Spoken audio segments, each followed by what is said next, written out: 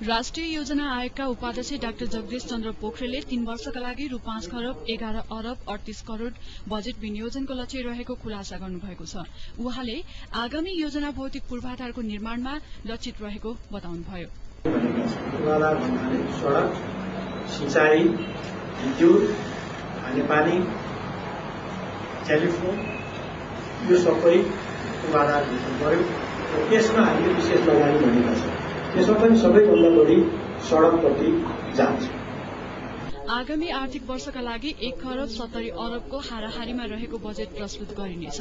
Reporters club नेपालको साक्षात्कार कार्यक्रममा डाक्टर पोखरेलले भन्नुभयो, बजेट उल्लेख्य रूपमा वृद्धि गर्दै जाने लक्ष्य छ। बजेट सशस्त्र द्वन्द्वका क्रममा ध्वस्त भएका पूर्वाधारको पुनर्निर्माण र पुनर्स्थापनामा केन्द्रित रहने उहाँको भनाइ थियो।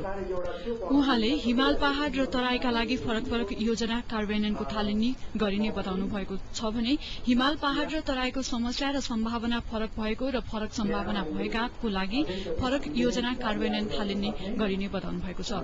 सबै सदरमुकाममा सड़क पुर्याउने बनाउने सबै त्यसमा 74 वटा जिल्लामा दक्षिणपट्टिबाट पुर्याउने जुन हामीहरूको नर्मल प्रोसेस छ।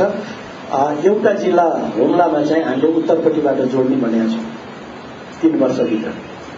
हुम्लामा 3 वर्ष पनि लाग्दैन, उत्तरपट्टिबाट जोड्नलाई 2 वर्षभित्रै जोडिन्छ उत्तरबाट, तर दक्षिणपट्टिबाट जाँदा। अबको योजना संघीय संरचनामा जाँदा पनि उपयुक्त हुने गरी कार्यान्वयन भएको उहाँको भनाइ थियो। सड़क निर्माणमा जोड़ दिएको उहाँले आगामी 3 वर्षमा सबै जिल्लामा सड़क यातायातले जोड्ने योजना रहेको बताउनुभयो।